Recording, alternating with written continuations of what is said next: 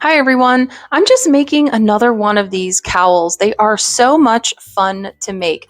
I just posted a video, which is a guide for you to make your own cowl, and I showed you how to do this with the machine and then finish the border by hand. But I'm doing the main part of the cowl on this machine, which is a Singer Mod 700 knitting machine. And then I'm going to pick up stitches to do the border. I'm going to use a circular needle to do that. I'm going to hand knit the border. And again, they're just such a fun project to make. You can do this in under 3 hours.